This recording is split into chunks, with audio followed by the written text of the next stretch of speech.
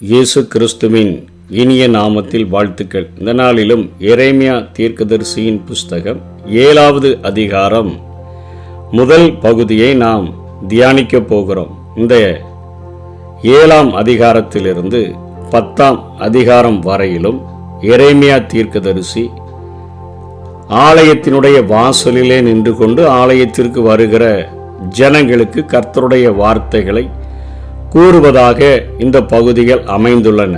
இந்த 7ஆம் அதிகாரத்திலேயே 3 பிரிவுகளாக அவர் பேசுகிறதை பார்க்கிறோம். சுத்த பக்தியா அல்லது தேவாலயமா என்கிற கருத்துக்களை 1ஆம் வசனத்திலிருந்து 20ஆம் வசனம் வரையிலும், ஆச்சாரங்களா இல்லைன்னா ஆன்மீக வாழ்க்கையா என்கிற கருத்துக்களை 22ஆம் வசனத்திலிருந்து 26ஆம் வசனம் வரையிலும் மீதியுள்ள பகுதிகளிலே நரகத்தை குறித்து அவர் பேசுகிறதை நாம் கற்றுக்கொள்ள முடியும். இங்கே முதல் பகுதியில் சுத்த பக்தியா அல்லது தேவாலயமா என்கிற தலைப்பிலே அவர் பேசியிருக்கிற வசனங்களை நாம் இந்த நாளிலே கொஞ்சம் தியானிக்க போகிறோம். வாசல்ல பிரவேசிக்கிற ஜனங்களை பார்த்து, ஆலயத்துக்குள்ளே போகிற ஜனங்களை பார்த்து, நீங்கள் எல்லாரும் கர்த்தருடைய வார்த்தையை கேளுங்கள், இஸ்ரவேலின் தேவனாகிய சேனைகளின் கர்த்தர் சொல்லுகிறார், உங்கள் வழிகளை உங்கள் கிரியைகளை சீர்படுத்துங்க, அப்பொழுது உங்களை இந்த ஸ்தலத்தில் குடியிருக்க பண்ணுவேன் என்று சொல்லி அவர் தீர்க்க தரிசனத்தை தொடங்குகிறதை பார்க்கிறோம். எரேமியாவினுடைய காலத்தில் தேவாலயம் மிகவும் முக்கியத்துவம் வாய்ந்ததாக அது கருதப்பட்டது. தேவனுக்கு கொடுக்க வேண்டிய முக்கியத்துவத்தை விட அதிக முக்கியத்துவத்தை அந்த ஆலயத்துக்கு ஜனங்கள் கொடுத்து வந்தனர். தேவனோ தேவாலயத்தை விட்டே ஆண்டவர் போயிருந்தார். தேவனின் இடத்தை தேவாலயத்திற்கு கொடுத்துட்டு மக்கள் தங்களுடைய பாவ கரங்களால் தேவாலயங்கிற ஒரு முகமூடிய அவர்கள் அணிந்து கொண்டு பக்தியினுடைய வேஷம் போட்டுக்கொண்டு வாழ்ந்தபடியினால கைகள் பாவத்தினால கரைபட்டிருக்கிறது, முகத்தில் ஒரு மூடி, அது தேவாலய முகமூடியை அணிஞ்சிக்கிட்டு மக்கள் வாழ்ந்தபடியினால இங்கே எரேமியா அந்த ஜனங்களுக்கு தீர்க்க தரிசனம் உரைக்கிறதை நாம் பார்க்கிறோம். கர்த்தரின் ஆலயம், கர்த்தரின் ஆலயம், கர்த்தரின் ஆலயம் இதுவே என்று சொல்லி பொய் வார்த்தைகளை நம்பிக்கொள்ளாதிருங்கள் என்று சொல்லுகிறதை பார்க்கிறோம். ஆண்டவர் தேவாலயத்துக்குள்ள அந்நிய ஜனங்களெல்லாம் வரக்கூடாது என்கிற கட்டளையெல்லாம் கொடுத்திருந்தபடினால அவர்களுக்கு என்ன உருவாகிருச்சுன்னு சொன்னால், இது ஒரு மிகப்பெரிய பரிசுத்த ஸ்தலம், இதுக்குள்ள தேவன் வாசம் பண்ணுகிறார், இதற்குள்ள போய் நம்ம ஒரு அடைக்கலமாக ஒளிந்து கொண்டோன்னு சொன்னால் இந்த ஸ்தலத்தை தேவன் பரிசுத்தப்படுத்தி இருக்கிறபடினால எதிரிகளோ அல்லது அந்நியர்களோ எங்களை தாக்க முடியாது என்கிற அந்த பொய்யான வார்த்தைகளை நம்பிக்கொண்டிருந்தார்கள். இன்றைக்கும் வாழ்கிற நம்முடைய உள்ளம் பரிசுத்தமா இருக்குதா, ஆண்டவருக்கு பிரியமா இருக்குதா என்பதை பார்ப்பதற்கு பதிலாக இரவு நேரங்களில் படுக்கும்போது தலை மாட்டில் அங்கே பைபிளை வைத்து கொள்ளுகிறது, அல்லது சிலுவை அடையாளமிட்டு கொண்டு நம் படுத்து கொள்ளுகிறது, அல்லது பிள்ளைகள் வெளியே போகும்போது வரும்போது அதுகளுக்கு ஒரு சிலுவையினுடைய அடையாளத்தை போட்டுட்டானா ஒரு மிகப்பெரிய பாதுகாப்பு இருக்கும் என்று சொல்லி நாம் நம்புகிறது போல அந்த நாட்களிலும் அவர்களுடைய நம்பிக்கை, இந்த ஆலயத்துக்குள்ள வந்துட்டா, இந்த ஆலயத்துக்குள்ள நம்ம காலை வச்சிட்டோம்னா எதிரிகள் நம்ம ஒண்ணுமே செய்ய முடியாது. இங்கே எரேமியா தான் சொல்றாரு, நம்ம ஆண்டவர் நம்மை அழித்து விடுவார், நம்மை ஆண்டவர் தண்டித்து விடுவார், எதிரிகளுக்கு இந்த தேசத்தையும் இந்த ஆலயத்தை எல்லாம் ஒப்பு கொடுத்து விடுவார் என்று எரேமியா சொல்றாரு. ஆலயத்தை யாரு தொட முடியும்?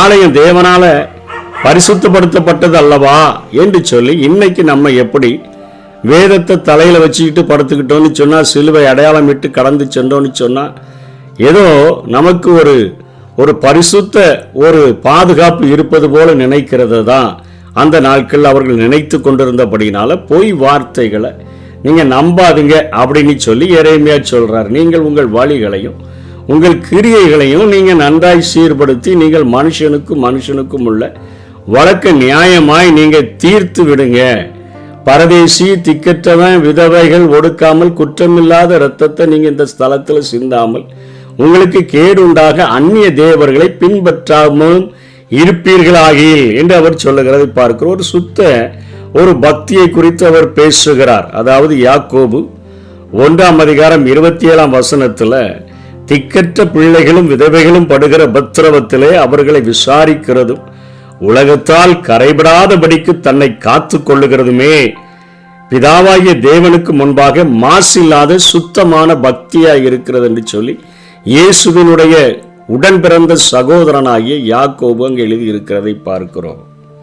திக்கற்ற பிள்ளைகளை விசாரிக்கிறதில்ல, விதவைகள் படுகிற உபத்திரவத்தில் அவர்களுக்கு விசாரிக்கிறதில்ல, உலகத்தால் கரைபடாதபடி தன்னை காத்து கொள்ளாதபடி எல்லா பாவங்களையும் செஞ்சுட்டு பரிசுத்த ஸ்தலத்துக்குள்ள வந்துட்டோம்னு சொன்னா நம்ம பாதுகாக்கப்பட்டு விடுவோம் என்கிற ஒரு நம்பிக்கையில தேவன் மேல வைத்திருந்த அந்த நம்பிக்கையை விட, தேவன் எதிர்பார்க்கிற அந்த சுத்த பக்தியை விட, அவர் எதிர்பார்க்கிற அந்த பரிசுத்தத்தை விட தேவாலயத்தை புண்ணிய ஸ்தலமாக எண்ணி அவர்கள் அந்த நாட்களிலே வாழ்ந்தார்கள். அந்நிய தேவர்களை பின்பற்றாமலும் இருப்பீர்கள் என்று சொன்னால் 18 என்ன செய்யறாங்க? எனக்கு மனமடி உண்டாக அந்நிய தேவர்களுக்கு பான பலிகளை வார்க்கிறார்கள். அவர்கள் வானராக்கினை பணியாரங்களை சுடும்படி பிள்ளைகள் விறகுகளை பொறுக்குகிறார்கள்.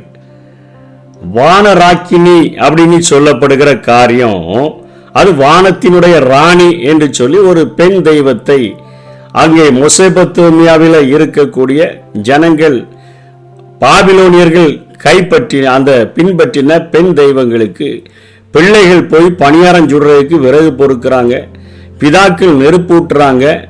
அங்கே ஸ்திரீகள் மாப்பசைந்து பணியாரங்களை சுட்டு அந்த வானத்தின் ராணி என்று அழைக்கப்படுகிற இஸ்ட்ரார் என்ற தெய்வத்தை அவர்கள் வழிபட்டார்கள். அந்த தெய்வங்களுக்கு அவர்கள் அந்த பணியாரங்களை படைக்கிறவர்களாக அவர்கள் காணப்படுகிறதை இந்த எரேமியா வாசல்ல நின்று கொண்டு அவர்களை எச்சரிக்கிறதை பார்க்கிறோம்.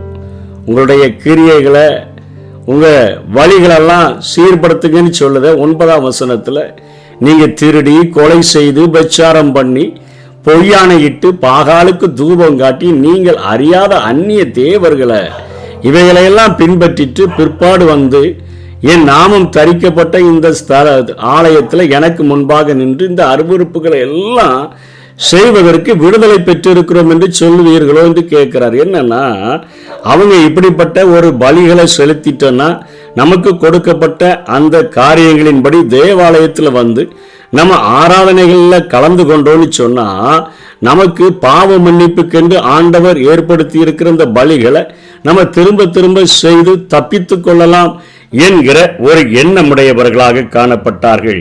நீதிமொழிகள் 28:13 தன் பாவங்களை மறைக்கிறவன் வாழ்வடைய மாட்டான், அவைகளை அறிக்கை செய்து விட்டு விடுகிறவனோ இரக்கம் பெறுவான் என்று தெளிவாக வேதம் சொல்லுகிறத அங்கே சாலமோனின் மூலமாக எழுதப்பட்ட நீதிமொழிகள்ல தன் பாவங்களை மறைக்கிறவன் யாரா இருந்தாலும் அவன் வாழ்வடைய மாட்டான், அவன் அதை அறிக்கை செய்து விட்டு விடுகிறவன் தான் இரக்கம் பெறுவான்னு சொல்லப்பட்டிருக்குது. ஆனா இவங்க என்ன செய்யறாங்கன்னா திரும்ப திரும்ப அதே ஒரே வித பலிகளை அநேக தரம் அவர்கள் செலுத்தி நாங்க இந்த பாவத்துக்கு இந்த பரிகாரத்தை செஞ்சிட்டோம்னா, பலி செலுத்திட்டோம்னா எங்களுக்கு அது மன்னிக்கப்பட்டு விடும்னு சொல்லி தொடர்ந்து பாவங்களை செய்யறாங்க.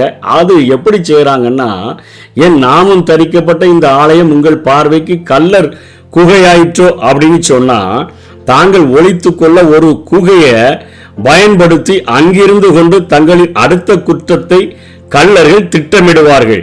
தங்களுடைய அந்த பலிகளால தங்கள் பாவங்களை மறைக்க நினைத்து ஆலயத்துக்கு வரும் மக்கள் கல்லர் குகையில ஒலிக்கும் கல்லர்களோடு கூட இங்கே எரேமியா ஒப்பிட்டு பேசுகிறார். அதுக்குள்ள ஒளிஞ்சுக்கிட்டு அடுத்த களவுகளை செய்கிறதற்கு திட்டமிடுகிறது போலத்தான் இவங்க ஆலயத்துல வந்து ஒரு பாவத்துக்கு பலி செலுத்திட்டு இனிமே அடுத்த பாவத்தை செய்தாலும் இதே போல பலி செலுத்தி விடலாம் என்று சொல்லி கல்லர்கள் எப்படி குகைகளுக்குள்ள ஒளிஞ்சி திட்டமிடுகிறார்களோ அதே போல இந்த ஆலயத்தையும் இவர்கள் கல்லர்கள் யூஸ் பண்ணுகிற குகையை மாதிரி யூஸ் பண்றாங்கன்னு சொல்லி எரேமியா இங்கே சித்தரித்து காட்டுகிறார். இதைதான் இயேசு கிறிஸ்து தன்னுடைய வாழ்ந்த நாட்களில யூத தலைவர்கள் மேல தமக்கு இருந்த குற்றச்சாட்டை அவர் வைக்கிறார். மத்தேயு 21 அதிகாரம் 13 மார்க்கு 11 17 லூக்கா 19 அதிகாரம் 46 எல்லாமே ஆண்டவர் எடுத்து பேசுகிறார். மாசில்லாத ஒரு சுத்தமான பக்தியை தான் ஆண்டவர் எதிர்பார்க்கிறார் என்று சொல்லி இந்த காரியங்களிலே நாம் புரிந்து கொள்ள முடியும். அதற்கு பின்பாக கீழே ஒரு எச்சரிப்பையும் ஆண்டவர் கொடுக்கிறார். நான் முந்தி என் நாமம் விளங்க பண்ணின சீலோவில் உள்ள என் ஸ்தலத்துக்கு நீங்கள் போய் இஸ்ரவேல் ஜனத்தினுடைய பொல்லாப்பி நிமித்தம் நான் அதற்கு செய்ததை பாருங்கள் என்று சொல்லுகிறார். இது ஒரு பரிசுத்த ஸ்தலம், தேவாலயம் மிகப்பெரிய ஒரு பரிசுத்தமான ஒரு இடம், ஒரு புண்ணிய ஸ்தலம். இதுக்குள்ள அந்நியர்கள் வந்து எதிரிகள் வந்து அழிக்க முடியாது. நம்ம இதுக்குள்ள தஞ்சம் புகுந்து கொண்டு இதற்கு செய்ய வேண்டிய அந்த பலிகளை செலுத்தி ஆச்சாரங்களை செய்து கொண்டு இருந்தோம்னா எதிரிகள் நம்ம தாக்க முடியாதுன்னு நினைக்காதுங்க. ஏன் என்று சொன்னால் ஏலியினுடைய நாட்கள் வரையிலும் யோசுவா 18:1 என்றைக்கு அந்த சீலோ அங்கே கானானியர்களுடைய கைகளிலிருந்து வாங்கப்பட்டதோ அந்த நாட்களிலிருந்து ஏலியினுடைய நாட்கள் வரையிலும் அந்த ஆசரிப்பு கூடாரமானது சீலோவிலே வைக்கப்பட்டிருந்தது. இது கிட்டத்தட்ட இந்த எருசலேமிலிருந்து 18 அல்லது 20 கல் தொலைவில் இருந்த அந்த ஒரு சீலோ, அங்கேதான் ஆசரிப்பு கூடாரங்கள் எல்லாம் வைக்கப்பட்டிருந்தது. கிமு 1050 பெலிஸ்தர்கள் அந்த சீலோவை மிகவுமாக அவர்கள் அழித்து போட்டு உடன்படிக்கை பெட்டியெல்லாம் தூக்கிட்டு போய்விட்டதை நாம் அங்கே பார்க்க முடியும். அதைத்தான் ஆண்டவர் இங்கே ஞாபகப்படுத்துகிறார். உடன்படிக்கை பெட்டியானது எனக்கு அடையாளமாக கொடுக்கப்பட்டு சீலோவில் அது வைக்கப்பட்டிருந்துச்சு. அந்த ஸ்தலத்திலேயே நான் பொல்லாப்பி நிமித்தம் இஸ்ரவேல் ஜனங்களுடைய பொல்லாப்பி நிமித்தம் அந்த சீலோவானது மண்மேடாக மாற்றப்படும்படியாய் ஒப்பு கொடுத்தது போல எருசலேமையும் மண்மேடாக நான் மாற்றப்படும்படியாய் ஒப்பு கொடுத்து விடுவேன் என்று சொல்லி ஆண்டவர் இங்கே எச்சரிக்கிறதை பார்க்கிறோம். என் நாமம் 14 தரிப்பிக்கப்பட்டதும் நீங்கள் நம்பிக்கை கொண்டிருக்கிறதுமான இந்த ஆலயத்துக்கும் உங்களுக்கும் உங்கள் பிதாக்களுக்கும் நான் கொடுத்த ஸ்தலத்துக்கும் நான் சீலோவுக்கு செய்தது போல செய்வேன் என்று சொல்லி இங்கே ஆண்டவர் எச்சரிக்கிறத பார்க்கிறோம். நான் எப்ராயிம என் முகத்தை விட்டு தள்ளி போட்டது போல நான் தள்ளி போட்டுருவேன் என்று சொல்லி சொல்லுகிறார். நீங்க அந்நிய தேவர்களுக்கு நீங்க பலிகளை செலுத்தி பணியாரங்களை சுடுறதெல்லாம் எனக்கு மனமடி உண்டாக்க செய்யறது போல நீங்க நினைக்கிறீங்க. அது அப்படி அல்ல. உங்களுக்கு நீங்க மனமுடி உண்டாக்குகிறீங்க. உங்க முகத்துக்கு வெட்கம் உண்டாகும்படிதான் அவைகளை நீங்கள் செய்கிறீர்கள் என்று ஆண்டவர் சொல்லுகிறார். இது நிமித்தமாக 20 என் கோபமும் என் உக்கிரமும் இந்த ஸ்தலத்தின் மேலும் மனுஷர் மேலும் மிருகங்கள் மேலும் வெளியின் மரங்கள் மேலும் பூமியின் கனிகள் மேலும் ஊற்றப்படும், அது அவியாமல் எரியும் என்று கர்த்தராகிய ஆண்டவர் சொல்லுகிறார். தேவனுக்கு கொடுக்க வேண்டிய ஒரு ஸ்தானத்தை தேவனுக்கு கொடுக்காம, இன்றைக்கு ஆண்டவருக்கு கொடுக்க வேண்டிய முக்கியத்துவத்தை ஆண்டவருக்கு கொடுக்காம, காரியங்களை சீர்படுத்தாம இன்றைக்கு நம்ம என்ன செய்கிறோம்? நம்ம பைபிள் எடுத்து தலை மாட்டில் வைத்து கொண்டோம்னா அவைகள் நம்மை பாதுகாத்து கொள்ளும் என்று சொல்லி நினைக்கிறோம். சிலுவையினுடைய அடையாளத்தை போட்டு நெற்றிகளில் போட்டு அனுப்பிட்டா மிகப்பெரிய பாதுகாப்புகள் இருக்கும் என்று சொல்லி நம்ம நினைத்து கொள்ளுகிறோம். இல்லை, இது ஒரு நம்ம சுத்தமான பக்தியா அல்லது ஒரு புண்ணிய ஸ்தலமா என்று பார்க்கும் பொழுது ஆண்டவர் இருதயத்தினுடைய காரியங்களை பார்த்து அவைகளிலிருந்து நாம் மனம் திரும்பி அவரோடு கூட ஒப்புரவாக வேண்டும். சுத்தமான பக்தி தான் எனக்கு வேணும், எனக்கு புண்ணிய ஸ்தலங்கள் முக்கியமல்ல என்று சொல்லி ஆண்டவர் எச்சரிக்கிறதை பார்க்கிறோம். அந்த எருசலேம் எரேமியாவினுடைய வார்த்தையின்படியே அது மண்மேடானது. பிற்காலத்தில் அவ்விடத்தில் மீண்டும் தேவாலயம் எழுப்பப்பட்டது. மீண்டும் அதே பாவச்சூழல் தொடர்ந்த பொழுது கிறிஸ்து இதே வசனங்களை ஏந்தியபடி சாட்டையை எடுத்து அவர் பேசினார்.